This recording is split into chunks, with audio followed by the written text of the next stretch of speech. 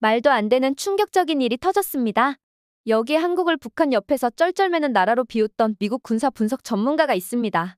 한국에서 목격한 어떤 충격적인 장면 때문에 이 전문가는 완전히 뒤집어진 심경으로 미국으로 돌아가며 오열했다고 하는데요. 도대체 어떤 일을 겪었길래 그런 충격을 받았을까요? 그럼 사연 시작하겠습니다. 여러분의 응원이 더 좋은 컨텐츠를 만드는 큰 힘이 됩니다. 부탁드려요.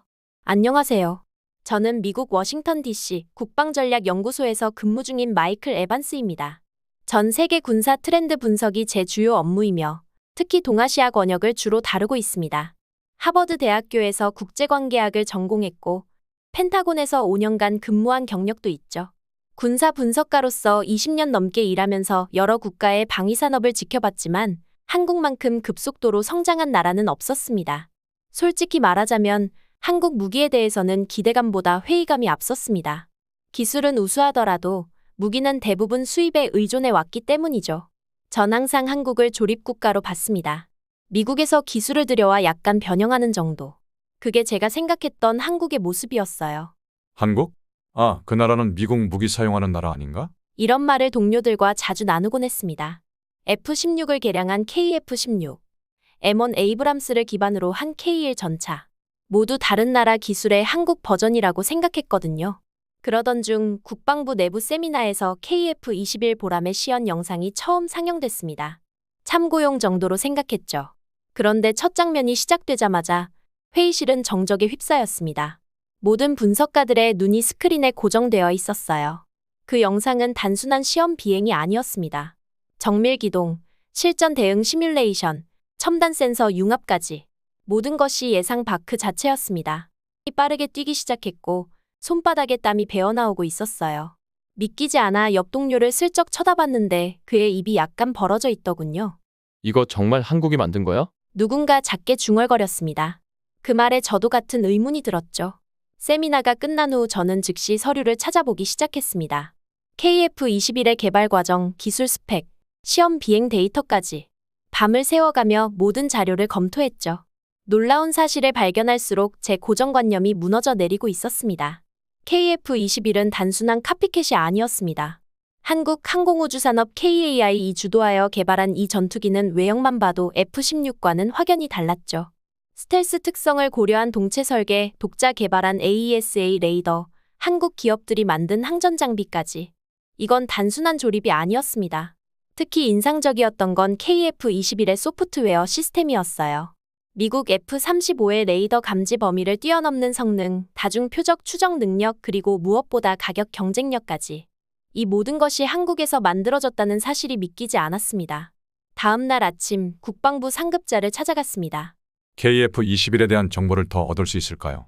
한국을 직접 방문해서 확인하고 싶습니다. 제 요청에 상급자는 잠시 생각하더니 고개를 끄덕였습니다. 2달 후 저는 한국 대전에 있는 국방과학연구소 ADD를 방문하고 있었습니다. 현관에 들어서자마자 눈에 들어온 건 웅장하게 전시된 각종 국산 무기들이었죠. K2 흑표 전차 모형, KF-21 축소 모델 그리고 각종 미사일 시스템까지. 에반스 씨, 환영합니다. 그는 KF-21 프로젝트의 총괄 책임자였죠. 오늘은 보라매가 어떻게 탄생했는지 직접 보여드리겠습니다. 김 박사의 안내로 연구소 내부를 둘러보기 시작했습니다. 설계실, 시뮬레이션 센터, 부품 제작 공장까지 모든 과정이 한국 기술진에 의해 이루어지고 있었습니다. 수십 년간 외국 기술에 의존했던 한국이 이제는 자체 기술로 4.5세대 전투기를 만들어내고 있었던 거죠. 사실 처음엔 불가능하다고 생각했습니다. 김 박사가 말했어요. 우리가 전투기를 만들 수 있을까? 많은 사람들이 의심했죠. 하지만 우리는 해냈습니다. 그것도 예상보다 더 빨리요. 그의 말에 깊은 감명을 받았습니다. 불과 몇십 년 전만 해도 한국은 전쟁의 폐허 위에 있었던 나라였습니다. 그런 나라가 이제는 세계 최첨단 무기를 개발하고 있다니 그 열정과 추진력이 놀라웠습니다. 한국은 이제 군사 강국이다. 이 첫 번째 방문에서 이미 제 인식은 크게 바뀌었지만 여기서 그치지 않고 더 많은 것을 보고 싶었습니다. 다음 날 저는 경상남도 사천에 있는 한국항공우주산업 KAI 공장으로 향했습니다. 이곳에서 KF-21이 실제로 어떻게 생산되는지 직접 확인하고 싶었기 때문입니다. KF-21 사천 공장에 도착하기 전까지만 해도 저는 이 전투기를 F-16을 살짝 변형한 수준으로 생각했습니다. 대전 국방과학연구소에서 많은 정보를 얻었지만 실제 생산 현장을 보기 전까진 여전히 의구심이 남아 있었죠. 실루엣과 외형, 무장 플랫폼이 유사해 보였고 한국이 아직 독자 개발은 무리라는 생각이 완전히 가시지 않았습니다. 이건 아무리 봐도 F-16 변형 모델이지 않을까? 저는 사천으로 이동하는 차 안에서 제 동료에게 물었습니다. 미국에서도 동료들은 다른 전투기의 부품을 짜깁기한 프랑켄슈타인 같은 비행기라고 비꼬곤 했었죠. 하지만 경상남도 사천의 한국항공우주산업 KAI 공장에 들어서는 순간 제 의구심은 완전히 사라졌습니다. 단순한 외형 유사성만으로 판단하기엔 내부 기술력의 디테일이 너무나 달랐습니다. 더 이상 무시할 수 없는 차이점들이 제 눈앞에 펼쳐졌죠. 국산 AESA 레이더 생산 라인, IRST 시스템 조립 과정, 고속 데이터 링크와 센서 융합 기술 테스트. 제가 지켜볼 때마다 새로운 특징들이 눈에 들어왔어요. 특히 KF-21의 전자전 시스템 테스트 구역에서는 레이더 회피 기능과 전자 방해 대응 능력이 F-35에 근접한 수준임을 확인할 수 있었습니다. 이건 더 이상 베낀 기체가 아닙니다. 완전히 새로운 범주의 전투기죠. 이상현 수석 엔지니어가 자부심을 담아 설명했습니다. 저도 고개를 끄덕일 수밖에 없었습니다.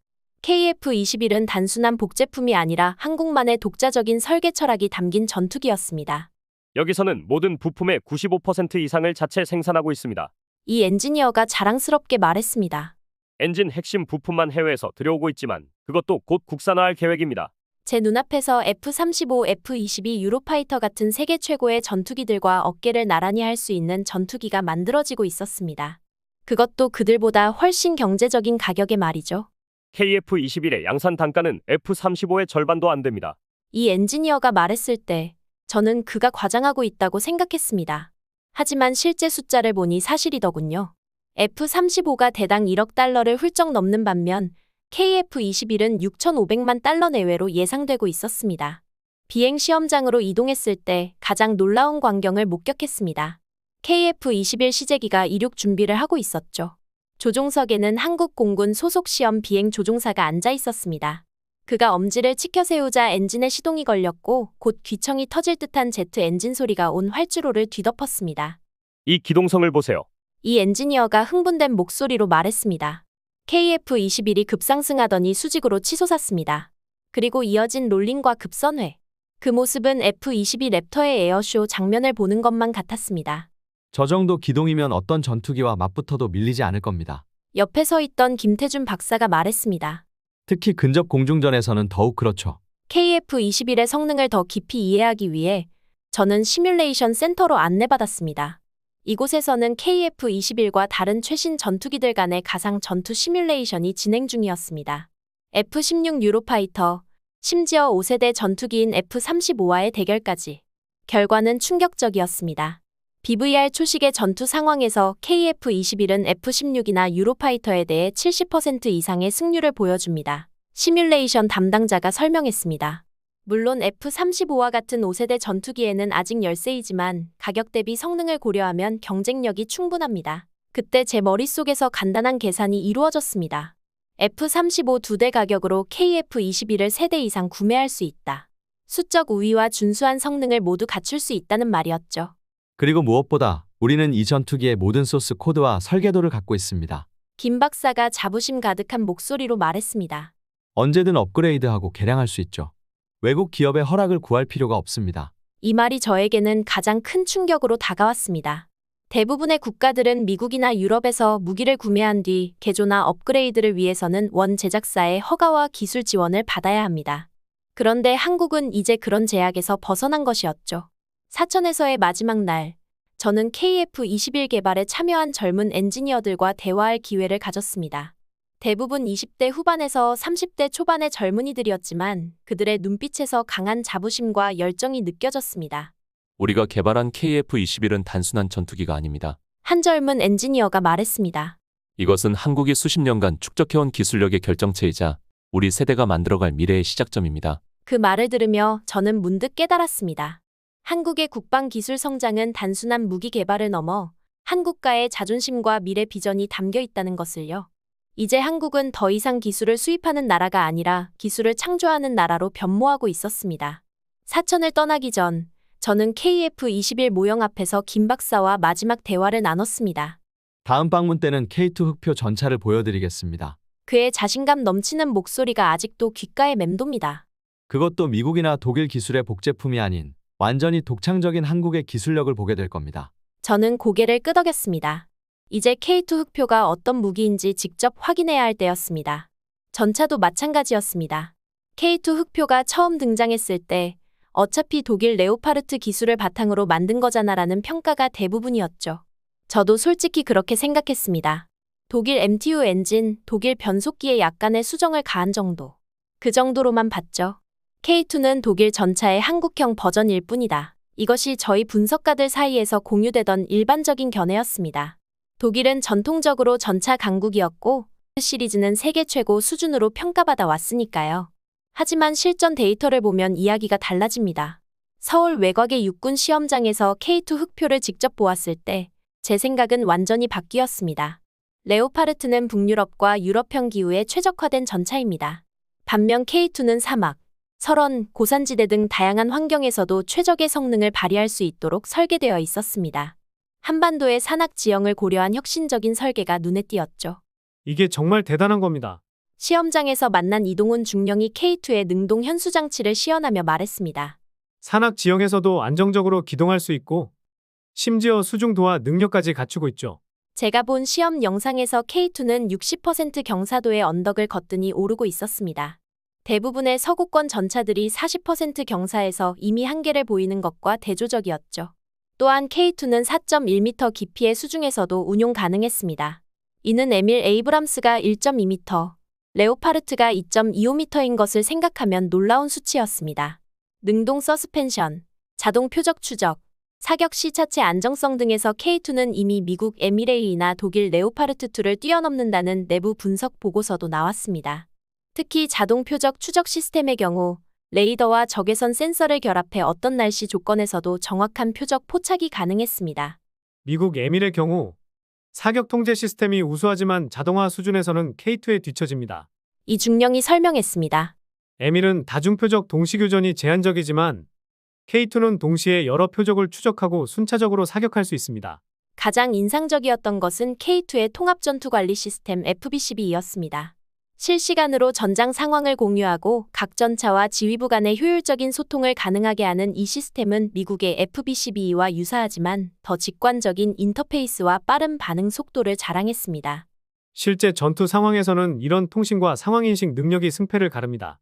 이 중령의 말이 제 귀에 깊이 박혔습니다. 정보화 시대의 전장에서 이러한 디지털 역량은 분명 핵심 경쟁력이었습니다. 폴란드가 독일이 아닌 한국의 전차를 선택한 것도 외교가 아니라 성능 때문이었습니다. 폴란드 국방부 고위 관계자와의 비공식 대화에서 그는 이렇게 말했습니다. 우리는 처음에 레오파르트를 검토했습니다. 독일은 우리의 오랜 동맹국이니까요. 하지만 K2가 더 뛰어난 성능을 보여주었고 가격 대비 효율성도 높았습니다. 또한 한국은 기술 이전에도 적극적이었죠. 이것이 핵심이었습니다. 한국은 단순히 전차를 판매하는 데 그치지 않고 생산 라인과 기술까지 공유할 의향을 보였습니다. 이는 미국이나 독일과 같은 전통적인 무기 수출국들이 꺼리는 부분이었죠. K2 흑표의 화력도 인상적이었습니다. 120mm 활강포는 미국이나 독일 전차의 것과 비슷해 보였지만 한국이 자체 개발한 탄약의 성능이 차별점이었습니다. 특히 K279 다목적 탄약은 기존 HEAT 고폭탄과 APFSDS 철갑탄의 장점을 결합한 혁신적인 무기였습니다. 시험장 한쪽에 마련된 사격 구역에서 K2의 사격 시연이 진행되었습니다. 2km 거리에 놓인 표적을 향해 K2가 포신을 겨눴습니다. 첫 발, 정확히 표적 중앙을 관통했습니다. 둘째 발, 역시 적중. 총 5발을 연속으로 발사했는데 모두 10cm 반경 내에 집중되었습니다. 이 정도 정확도라면 어떤 현존 전차와 맞붙어도 승산이 있습니다. 이 중령이 자신감 있게 말했습니다. 시연이 끝난 후 저는 K2의 내부를 직접 확인할 기회를 얻었습니다. 좁은 공간이었지만 놀랍도록 효율적으로 설계되어 있었습니다. 특히 눈에 띈 것은 포수와 조종수를 위한 디지털 인터페이스였습니다. 터치스크린과 직관적인 조작 장치는 마치 게임 콘솔을 다루는 것처럼 편리해 보였습니다. 우리 젊은 병사들이 이 시스템에 빨리 적응하는 이유가 있습니다. 이 중령이 웃으며 말했습니다. 한국은 e스포츠 강국이니까요. 이런 디지털 인터페이스는 그들에게 익숙한 환경입니다. 그의 말에 저도 웃음이 나왔습니다. 첨단 무기 시스템과 게임 문화 사이의 연결고리를 발견한 듯 했으니까요. 폴란드, 노르웨이, 핀란드, UAE, 말레이시아, 이제는 더 이상 개발도상국이 아닌 선진국들이 한국 무기를 사들이고 있습니다. 불과 10년 전까지만 해도 상상할 수 없었던 일이 현실이 되었죠. 저는 이런 변화를 직접 목격하기 위해 폴란드 바르샤바 근교의 군사기지를 방문했습니다. 여기가 우리의 K9 자주포 훈련장입니다. 폴란드 육군 안드레이 코발스키 대령이 자랑스럽게 소개했습니다. 넓은 훈련장에는 10여 대의 K9 자주포가 정렬해 있었고 폴란드 포병들이 분주히 훈련 중이었습니다. 왜 미국이나 독일 제품이 아닌 한국의 K9을 선택하셨나요? 제가 물었습니다. 코발스키 대령은 잠시 생각하더니 답했습니다. 가격 대비 성능이 가장 뛰어났습니다. 그리고 한국은 기술 이전에도 적극적이었죠. 현재 우리는 이미 자체 생산 라인을 구축 중입니다. 제가 방문한 날은 마침 실사격 훈련이 있었습니다. K9 자주포가 포신을 겨누고 발사하는 모습은 압도적이었습니다. 40km 떨어진 표적을 정확히 타격하는 모습을 보며 이 무기의 파괴력을 실감할 수 있었습니다. 우크라이나 전쟁을 통해 우리는 현대전에서 자주포의 중요성을 재확인했습니다. 코발스키 대령이 진지한 표정으로 설명했습니다. 사거리, 정확도, 그리고 이동성. K9은 이 모든 면에서 탁월합니다. FA-50 경공격기, K9 자주포, K2 흑표, KF-21까지. 무기 목록도 다양하지만 핵심은 그 신뢰성입니다. 한국은 단지 무기를 파는 것이 아니라 전체 방위 체계의 생태계를 수출하고 있었습니다. 폴란드에서의 일정을 마친 후 저는 곧바로 핀란드 헬싱키로 향했습니다. 핀란드는 최근 K9 자주포 도입을 결정한 또 다른 나라였죠. 러시아와 국경을 접한 이 나라는 방위력 증강에 매우 신중했습니다. 우리는 매우 까다로운 조건에서 무기를 사용해야 합니다. 핀란드 국방부 요하네스 리토넨 소장이 말했습니다. 영하 40도의 혹한, 눈보라 그리고 숲과 늪지대가 많은 지형. K9은 이런 환경에서도 완벽하게 작동합니다. 특히 인상적이었던 것은 핀란드가 자체적으로 실시한 극한의 테스트였습니다. 제가 보게 된 테스트 영상에서 K9은 깊은 눈 속에서도 기동했고 결빙된 호수 위에서도 안정적으로 사격했습니다. 미국이나 유럽의 무기 체계들도 뛰어나지만 유지보수 비용이 너무 높았습니다. 리토넨 소장의 말이 핵심을 짚었습니다. K9은 내구성이 뛰어나고 유지 비용이 낮았죠. 그리고 무엇보다 한국은 지속적인 기술 지원을 약속했습니다. 다음으로 저는 중동 지역, 특히 UAE를 방문했습니다. 중동은 전통적으로 미국과 유럽의 무기 시장이었지만 최근 몇 년간 한국 무기가 빠르게 점유율을 높이고 있었습니다. 천궁 미사일 방어 시스템은 우리 영공 방어의 새로운 중추가 되었습니다. UAE 공군 파이살 알 나이안 준장이 자랑스럽게 소개했습니다. 그의 안내로 본 천국 미사일 발사대는 사막의 열악한 환경에도 불구하고 완벽하게 작동하고 있었습니다. 사막의 모래와 열기는 전자 장비에 치명적일 수 있습니다. 하지만 천궁은 이런 환경에서도 안정적으로 작동하도록 설계되어 있습니다. 알 나이안 준장의 설명이 이어졌습니다. UAE가 미국의 패트리어트 대신 한국의 천궁을 선택한 이유를 물었을 때 그의 대답은 간단명료했습니다. 비용 효율성과 기술 자립도입니다. 패트리어트는 훌륭한 시스템이지만 모든 유지보수와 업그레이드를 미국에 의존해야 합니다. 천궁은 우리가 직접 운영하고 발전시킬 수 있는 여지를 줍니다. 일본은 여전히 자국 무기를 수출하려고 애쓰고 있지만 신뢰성 검증이 부족하고 실적도 거의 없습니다. 중국 역시 카피 논란과 품질 문제로 주요 시장에서 밀려나고 있습니다. 지금 그 빈자리를 한국이 정확하게 파고들고 있는 겁니다. 서울로 돌아와 한국 방위사업청을 방문했을 때 저는 그들의 전략을 더 명확하게 이해할 수 있었습니다. 우리는 단순히 무기를 판매하는 것이 아닙니다. 방위사업청 김준호 청장이 설명했습니다. 우리는 토털 솔루션을 제공합니다. 무기체계, 교육훈련, 정비 지원, 그리고 필요하다면 현지 생산까지. 이것이 우리의 경쟁력입니다. 한국의 방위산업 수출은 2022년 기준으로 177억 달러를 기록했습니다. 이는 전년 대비 140% 증가한 수치였고 세계 6위의 무기 수출국으로 올라섰음을 의미했습니다. 특히 주목할 만한 것은 KAMD 한국형 미사일 방어 체계의 수출 가능성입니다. 김 청장이 자신감 있게 말했습니다. 이는 북한과 같은 실질적 위협에 대응하기 위해 개발된 시스템으로 실전 경험을 바탕으로 한 신뢰성이 높습니다. 한국 무기의 수출 성공은 단순한 기술적 우수성을 넘어 판매 후 지원과 현지화 전략에서도 빛을 발했습니다. 한국은 구매국의 군사 전문가들을 한국으로 초청해 교육하고 한국 기술자들이 현지에 체류하며 지속적인 지원을 제공하는 방식으로 신뢰를 쌓았습니다. 우리가 폴란드의 K2 전차를 판매한 이후 200명 이상의 폴란드 기술자들이 한국에서 교육을 받았습니다. 방위사업청 관계자의 설명이었습니다. 그리고 한국의 엔지니어 10명이 폴란드에 상주하며 현지 생산을 지원하고 있죠. 지금 저는 내부 보고서에 이렇게 적습니다.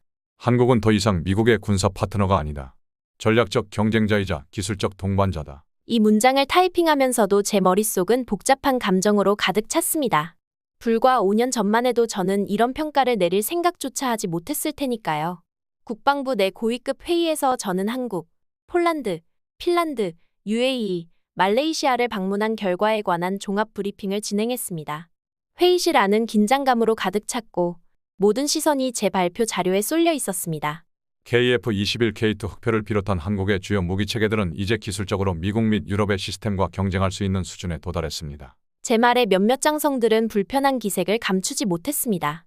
더 중요한 것은 한국이 자체 무기체계에 대한 완전한 통제권을 가지고 있다는 점입니다. 소스 코드부터 설계도, 생산 라인까지 모두 자국 내에 보유하고 있죠. 이는 우리가 동맹국들에게 제공하지 않는 수준의 자율성입니다. 제 브리핑이 끝난 후 회의실은 잠시 침묵에 휩싸였습니다. 그리고 첫 질문이 나왔습니다. 에반스 씨, 당신의 평가에 따르면 한국은 글로벌 방산 시장에서 미국의 위협이 될 수 있다는 말입니까? 저는 잠시 생각하다 답했습니다. 위협이라기보다는 경쟁자라고 보는 게 맞습니다. 그리고 이것이 반드시 부정적인 것은 아닙니다. 건강한 경쟁은 혁신을 촉진하니까요. 북한은 더 이상 쉽게 도발하지 못합니다. 한반도의 군사 균형이 완전히 바뀌었기 때문입니다. 제가 방문했던 한국 국방연구원에서 만난 안보 전문가는 이렇게 설명했습니다. 북한의 재래식 무기는 이제 한국군에 비해 세대가 뒤처져 있습니다. 그들이 핵과 미사일에 집착하는 이유도 여기에 있죠. 재래식 전력으로는 더 이상 경쟁이 불가능하니까요. 실제로 한국의 방위력은 이제 북한을 넘어 지역 강국들과 견줄 만한 수준이 되었습니다. K 전차의 전투력은 중국의 최신형 99A 전차를 능가한다는 평가가 지배적이었고 KF-21은 일본의 F-2나 중국의 J-20보다 우수한 성능을 보여주고 있었습니다. 중국은 방산 관련 첩보 수집을 강화하고 있으며 일본은 이제 따라잡기 위해 기술 협력을 타진하는 입장이 됐습니다. 베이징의 한 안보 포럼에서 만난 중국 군사 전문가는 한국의 기술력에 대한 관심을 내비쳤습니다. 한국의 센서 융합 기술과 네트워크 중심 전장 관리 시스템은 매우 인상적입니다. 우리도 이 분야에 많은 투자를 하고 있지만 한국의 속도를 따라가기는 쉽지 않네요. 일본의 경우는 더 흥미로웠습니다. 오랫동안 한국을 기술적으로 앞선 국가로 여겼던 일본이 이제는 한국과의 기술 협력을 모색하고 있었습니다. 도쿄에서 열린 방산 전시회에서 일본 방위성 관계자는 조심스럽게 이런 의견을 내비쳤습니다. 한국과 일본이 각자의 강점을 결합한다면 아시아 최고의 방위 체계를 구축할 수 있을 것입니다. 우리는 한국의 실용적 접근 방식에서 배울 점이 많습니다. KF-21 K2 흑표? 이 두 무기는 단순한 장비가 아닙니다. 그건 대한민국이 기술, 실전, 전략 모든 측면에서 스스로를 증명해낸 결과물이자 전 세계 군사 질서를 바꾸는 게임 체인저입니다. K2 흑표의 경우 러시아 아르마타나 독일 레오파르트와 비교해도 전혀 뒤지지 않습니다. 영국의 방위산업 분석가 제임스 윌슨의 말이 떠올랐습니다. 특히 디지털화와 네트워크 통합 측면에서는 오히려 앞서 있죠. 한국의 방산 성공 비결은 무엇일까요? 이 질문에 대한 답을 찾기 위해 저는 서울의 여러 방산업체와 연구소를 방문했습니다. 그리고 몇 가지 공통점을 발견할 수 있었습니다. 첫째, 실전 경험을 중시하는 설계 철학입니다. 한국은 북한이라는 실질적 위협에 대응하기 위해 실용성을 최우선으로 했습니다. 화려한 스펙보다는 실제 전장에서의 신뢰성을 더 중요시했죠. 둘째, 민간 기술과 군사 기술의 효과적인 융합입니다. 삼성, LG, 현대 같은 민간 대기업의 첨단 기술이 방위산업에 자연스럽게 흡수되었습니다. 특히 센서, 통신, 소프트웨어 분야에서 이런 시너지가 두드러졌습니다. 셋째, 시스템 통합 능력입니다. 한국은 개별 부품이나 장비보다 전체 시스템의 통합에 뛰어난 역량을 보여주었습니다. KF-21의 항전 장비나 K의 전투관리 시스템은 이런 통합의 산물이었죠. 한국의 방산 성공은 산업 구조의 특성과도 관련이 있습니다. 서울대학교 군사전략연구소의 이정훈 교수가 설명했습니다. 대기업을 중심으로 한 수직 통합 구조가 복잡한 무기체계 개발에 효율적이었거든요. 대한민국, 이젠 누구도 얕볼 수 없는 나라가 되었습니다. 한국전쟁 이후 70년 만에 원조를 받던 나라에서 선진 무기체계를 수출하는 나라로 변모한 것입니다. 이는 단순한 경제적 성공을 넘어 국가 안보 패러다임의 완전한 전환을 의미했습니다. 워싱턴으로 돌아와 저는 최종 보고서를 작성했습니다. 그 결론 부분에는 이렇게 썼습니다. 미국은 한국을 단순한 무기 판매 대상국이 아닌 동등한 기술 파트너로 인식해야 합니다. 경쟁보다는 협력을 통해 양국 모두의 방위 산업 발전과 동맹 강화에 기여할 수 있을 것입니다. 제 보고서는 국방부는 물론 의회에서도 큰 관심을 받았습니다. 일부에서는 여전히 회의적인 시각도 있었지만 대체로 한국과의 더 깊은 기술 협력 필요성에 공감하는 분위기였습니다. 지금 저는 서재 창가에 앉아 지난 여정을 되돌아보고 있습니다. 한국이라는 나라가 보여준 놀라운 변화, 그리고 그 변화가 가져올 세계 안보 환경의 지각 변동에 대해 생각하고 있습니다. 창밖으로 보이는 펜타곤의 웅장한 모습을 바라보며 저는 확신합니다. 세계 군사 역학 관계는 이미 변화하기 시작했고 그 중심에는 대한민국이 서 있다는 사실을. 오늘의 사연은 여기까지입니다. 우리 한국을 사랑하는 여러분이 계셔서 저에게는 정말 큰 힘이 됩니다. 이야기가 여러분의 마음에 조금이라도 울림을 주었다면 구독과 좋아요 부탁드려요. 여러분의 따뜻한 댓글 하나하나가 저희에게는 큰 힘이 됩니다. 감사합니다.